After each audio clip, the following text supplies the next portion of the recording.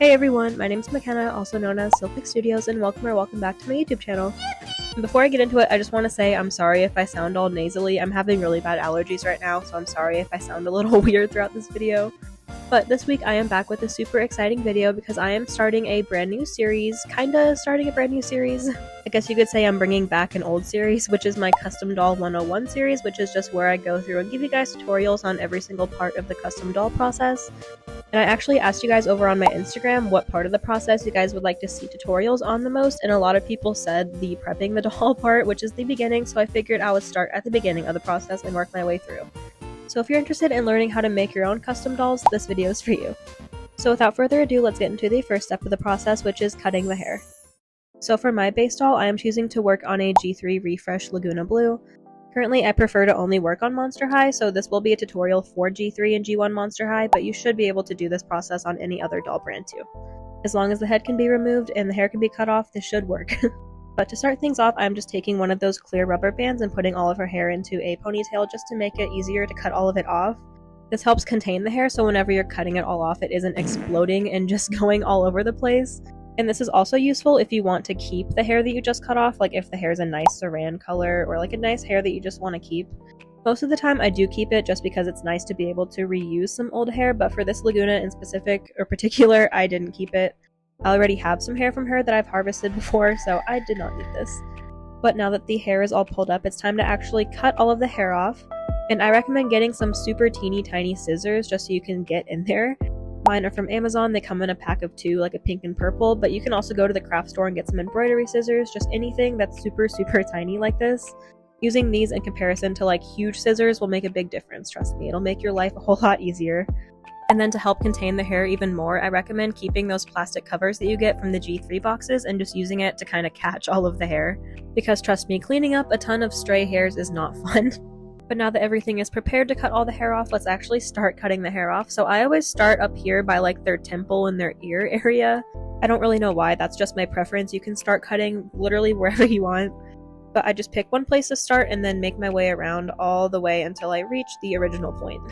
And this is all in real time, by the way, because usually I speed it up or cut out a lot of parts in my usual videos, so I wanted to show you how long it actually takes me to do this. And it usually only takes me a couple minutes. So as you can see, I'm just slowly working my way around. Usually I would cut this part out because it's just a lot of the same thing, but like I said, I want you to see the whole process. And as you can see, around this point, I am nearing like where I started to cut the hair. Like right about here, I just cut off all of the hair around the sides of her head, like her hairline hair, that's what it's called. And now I'm just working my way in slowly. If the hair's thicker in some parts, it might be a little bit tougher to cut it all with your scissors, so just start hacking at it. You'll eventually get through and cut everything off.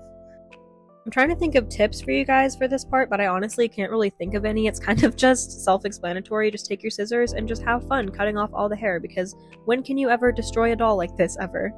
I did just think of one tip though, so whenever you are cutting off the hair, just be careful not to like cut the vinyl or like make sure the scissors don't make any cuts or streaks in the doll head. I've had that happen before.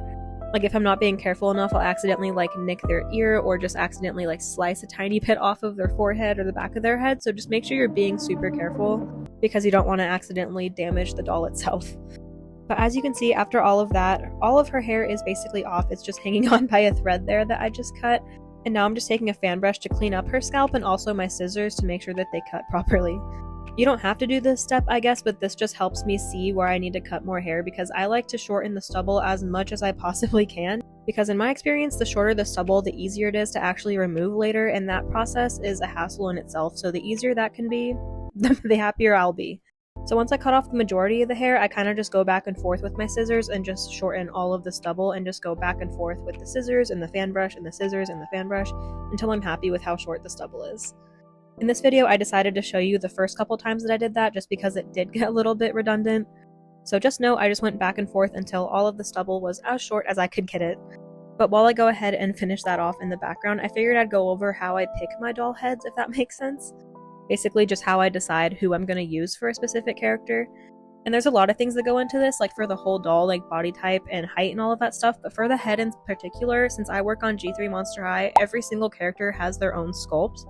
So they're all super diverse and it's so fun to look through all the sculpts and choose who would work best for specific people. But on top of that, there's even more you have to think about because every single doll has their own rooting pattern, and that can make it easier or harder for you depending on if the doll head matches the hairstyle that you were already going for. So for example, the doll that you're seeing me prep right now, I'm going to turn into Undyne from Undertale.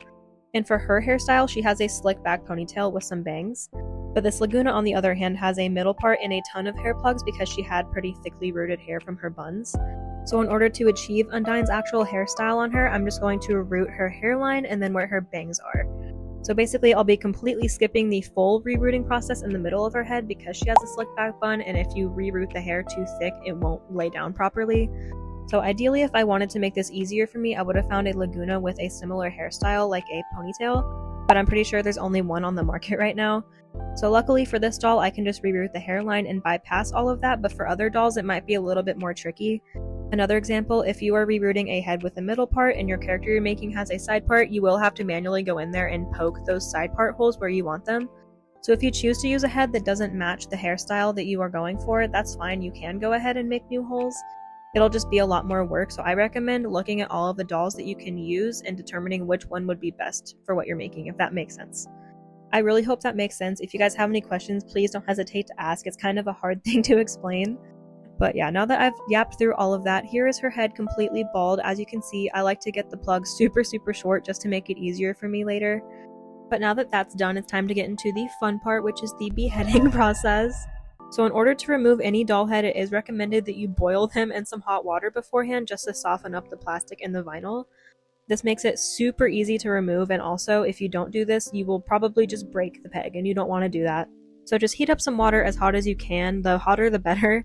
I use a wireless kettle that my mom got me a couple years ago, and then I just pour it into a cup, let them sit in it for like a minute or two, and then just pull the head off. And I always use a towel to protect my hand when I'm pulling the head off because trust me, you don't want to burn yourself with the boiling water. The head will be hot afterwards, so just be careful. So immediately after I remove the head, I take my long needle nose pliers here and start going in to remove the hair. I always do this immediately after removing the head because the head is still warm and it's easier to remove everything that way. So I just take my pliers and just scrape the crap out of the inside of the head. I usually start at the back here, and I would just sit here and go at it until all of the plugs are out. And honestly, this is a lot harder than it looks. It may look like the plugs come out really easy and like super like smooth, but no, most of the time they do not. The softer the head is from the warm water, the easier time you will have here, so that's why I always say to do this immediately after removing the head. Because if you try doing this like normally with the head like room temperature, nothing, this will be basically impossible, trust me. You don't want to do it that way. So I just scrape the inside until everything is gone, and for the hairline part, I find that going kind of vertically instead of horizontally helps for that. I don't know if that makes sense. But since the part line hairs are usually like super big chunks, it is easier to just kind of go at it with a lot of might. You probably don't understand what I'm saying at this point, but if you try doing this on your own, you will get what I'm saying, trust me. Most of the time, all of this goes smoothly until I get to the hairline, and that's where everything starts going downhill. Like sometimes it just doesn't want to come out. Here you can kind of see what I'm talking about here, about like going vertically like with the hair, if that makes sense, instead of going horizontally like I did for the rest of the head. Just make sure that you're being super careful while you're doing this because you don't want to get a scalp split. That happens whenever you pull the hair out and the holes like rip together and it becomes this huge big hole. This would happen to me a lot whenever I wouldn't heat up the head enough and the head was a little bit too hard, so it would just rip the plastic or the vinyl.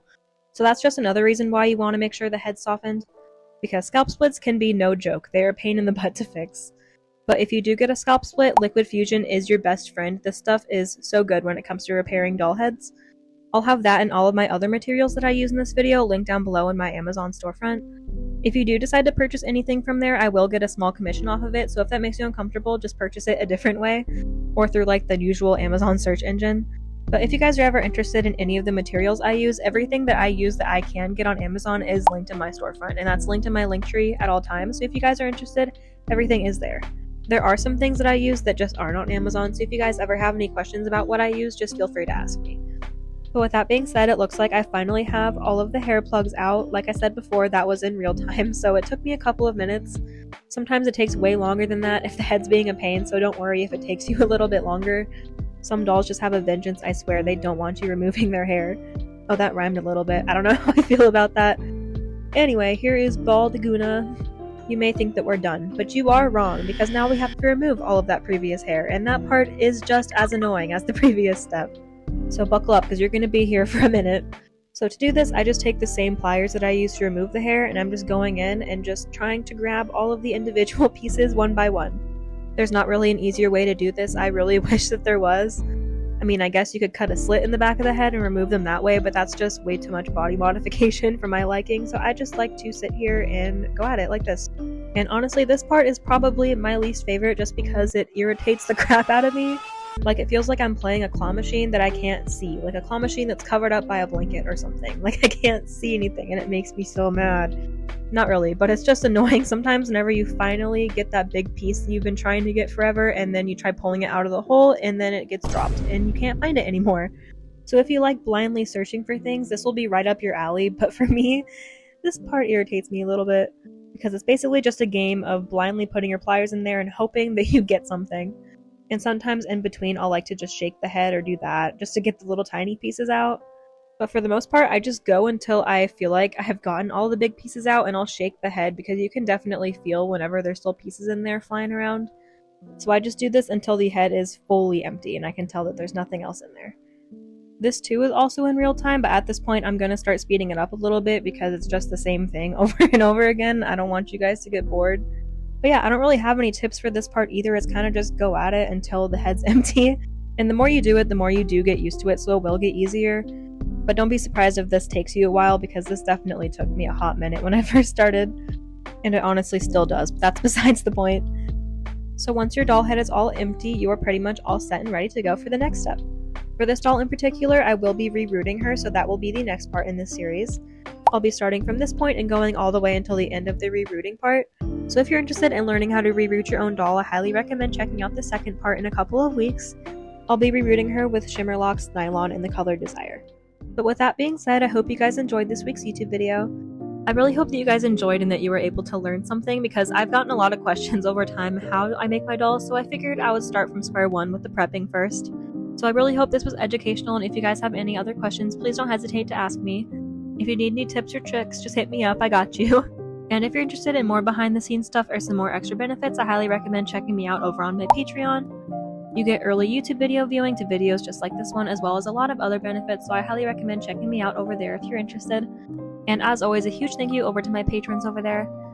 Pumpkin Tushy, Morgan, Samuel, Daisy, Lisa, Kiara Y. Coconuts, Titus Zuraf, Arturo Ayala, and Ali Neal. Thank you so much for supporting me, I really appreciate it. I hope you guys are all excited for the new commissions that I have coming up. I am super happy with how they're all turning out, so I can't wait to show them to you guys. Patrons get early sneak peeks, wink wink. As always, don't forget to like, comment, and subscribe. I hope you guys are having a good morning, evening, night, or whatever it is wherever you are, and I'll see you guys in next week's video.